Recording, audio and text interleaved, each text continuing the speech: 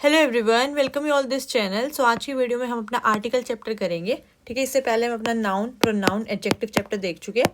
जिसने नहीं देखा वो जाके अभी चेकआउट करे वीडियो पे। Okay, so let's start our article chapter with CDS PYQ, जिसमें हमारा टारगेट है 80+ मार्क्स के लिए।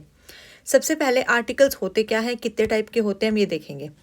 तो आपके आर्टिकल बेसिकली दो टाइप के होते हैं, लेकिन क्योंकि एक जीरो आर्टिकल भी होता है तो कुछ लोग उसको काउंट करते थर्ड टाइप में, कुछ लोग नहीं करते हैं। ठीक है, और मैं इससे पहले आपको दिखा दूं कि आज इस वीडियो में देखने क्या क्या वाला है। तो देखो, ये टाइप्स ऑफ आर्टिकल देखेंगे, फिर ये सारे हम रूल देखने वाले हैं। ए एन का साउंड के ऊपर, स्पेसिफिक आर्टिकल द का, यूनिक थिंग्स के लिए। ये मेरी फेवरेट मिसलेनियस चीज़ें, जहाँ से आपका क्वेश्चन आता है द नंबर ऑफ के साथ प्लूरल नाउन आएगा, सिंगुलर वर्ब आएगी। अ नंबर ऑफ के साथ प्लूरल नाउन, प्लूरल वर्ब आएगा। क्यों आएगा, रीजन सब रटवाते रहते हैं। ठीक है, माउंटेन की रेंजेस के साथ कौन सा आर्टिकल आता है, सुपरलेटिव, म्यूजिकल इंस्ट्रूमेंट्स में आपका ordinal, cardinal, adjectives, sorry article से पहले आपका कौन सा, एडजेक्टिव से पहले कौन सा आर्टिकल आता है। ठीक है, देन आपके जनरल रूल देखेंगे कुछ हम। ठीक है, जहाँ से बार बार क्वेश्चन पूछा जाता है, पोसेसिव केस के बाद नाउन आता है, उसमें वहाँ पे आर्टिकल आता है कि नहीं आता है। ये आपकी ट्रिक रहेगी गोल ऑफ स्टूडेंट की, जिसमें आपका कोई आर्टिकल नहीं आएगा, इसलिए इसको बोला जाता है जीरो आर्टिकल। ठीक है, फिर ये मैंने रिवीजन वर्ड्स लिख दिया आपके, जहाँ आर्टिकल आएगा और जहाँ नहीं आएगा।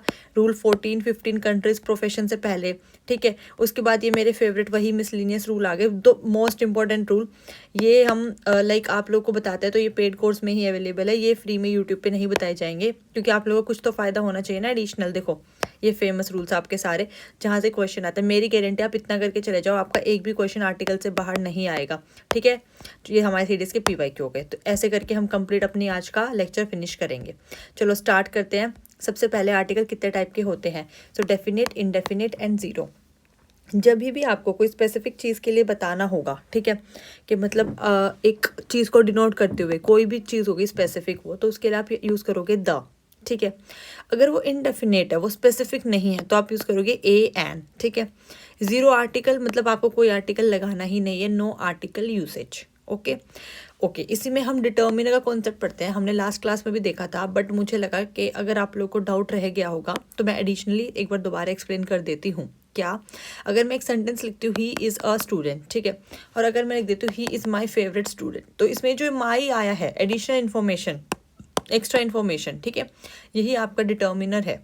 ठीक है, जो चीज़, कोई भी डिटर्मिनर का मतलब ही क्या है, डिटरमाइन, नाम से समझो, जो कोई भी चीज़ को डिटरमाइन करेगा, जो किसी भी चीज़ के बारे में आपके बताएगा, है ना। So he is a student is a normal sentence with article A, but अगर ही मैं बोल दूँ he is my favourite student, ठीक है, तो माई इसमें क्या हो गया, डिटरमिन कर दिया, उसने एडिशनल इन्फॉर्मेशन बता दी।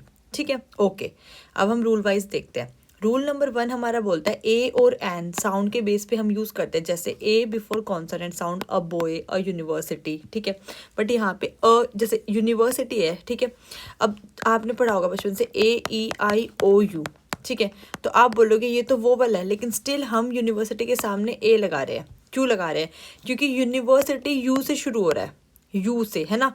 तो ये जितने भी कॉन्सोनेंट, देखो लिखा भी ब्रैकेट में वाई यू, तो जितने भी कॉन्सोनेंट वाले आपके साउंड्स आते हैं उन सब पे आप क्या लगाओगे, ए लगाओगे।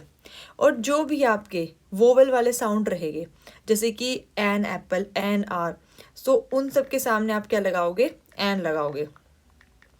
तो आई होप मैंने समझा दिया होगा कि यूनिवर्सिटी के सामने ए क्यू आएगा और वोवल वाले साउंड्स के सामने आपका एन क्यू आएगा।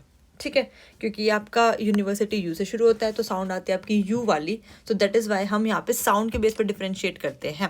बचपन में बता देते थे AEIOU चेक करना है, ठीक है, बट अब आप स्पेसिफिक रूल सीखो कि साउंड के बेस पे होता है वो। ठीक है, चलो सेकेंड इज द, जो स्पेसिफिक चीज़ों के लिए लगाया जाएगा, जैसे when the noun is specific या known. Example 1, I met the teacher, तो आप टीचर से मिले specific, so that is why हमने लगाया द, कि आप स्पेसिफिक, आप किसी और से नहीं मिले, आप प्रिंसिपल से नहीं मिले, या फिर आप फॉर एग्जाम्पल लाइक एक ग्रुप से कहीं से नहीं मिले, एक स्पेसिफिक आपने बोला कि आप एक टीचर से मिलो, आई मेट द टीचर, इसलिए हमने यहाँ पे लगा दिया द। ठीक है, साथ में एडिशनल इन्फॉर्मेशन कि अगर कोई भी नेशनैलिटी है, कोई भी नेशनल्स है, कोई सेक्ट, कोई लोग है, कोई पर्सन है जो किसी सेक्ट से बिलोंग करता है, किसी कम्युनिटी से बिलोंग करता है, तो उन सबके सामने पे आप क्या लगाओगे, द। क्यों, क्योंकि वो स्पेसिफिक हो रहा है, ठीक है, कि ये इस रिलीजन का, इस कम्युनिटी का है एक तरीके से, सो इसलिए हम वहाँ पर भी द यूज़ करेंगे।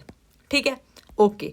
रूल नंबर 3 हमारा the with unique things. Unique things के साथ कैसे यूज़ करेंगे, the sun, the moon, the earth, the prime minister, the president. लेकिन अगर मैं यहीं लिख के दे दूँ आपको नरेंद्र मोदी, क्या लिख दूँ, नरेंद्र मोदी। सो इनके सामने आप दा यूज़ नहीं करोगे। अगर आपने इनके सामने दा यूज़ कर दिया तो गलत हो जाएगा, दा नरेंद्र मोदी नहीं, the prime minister Narendra Modi बोल सकते हो आप, ठीक है। वो ऑटोमेटिकली सिंपसाइज करेगा कि आपने पीएम मतलब नरेंद्र मोदी जी के लिए यूज़ किया है दा, लेकिन नाम से पहले आप दा यूज़ नहीं करोगे, ठीक है। एक चीज़ और, दा को आप याद करने के लिए ये भी समझ सकते हैं, अगर कोई चीज़ बहुत बड़ी है, ठीक है, या स्पेसिफिक है, या किसी चीज़ ने एक बहुत जगह स्पेस लिया है, मतलब बड़ी है तो स्पेस घेरा होगा ना, कोई चीज़ है जो बहुत बड़ी है और उसने एक बहुत बड़ा स्पेस घेरा हुआ है, ठीक है, वो स्पेसिफिक है, वहाँ सब जगह पे क्या आता है, दा। ये केस, ये जो रूल है ये 80% अप्लाई होगा, क्योंकि इसके एक्सेप्शन है जो मैं आगे बताऊंगी, ठीक है। ओके, तो इफ़ साथ में इसमें एडिशनल रूल क्या है कि अगर if a proper noun is use as common noun, so we use the article the before the proper noun. For example, Rahul is the Sonu Nigam of our batch.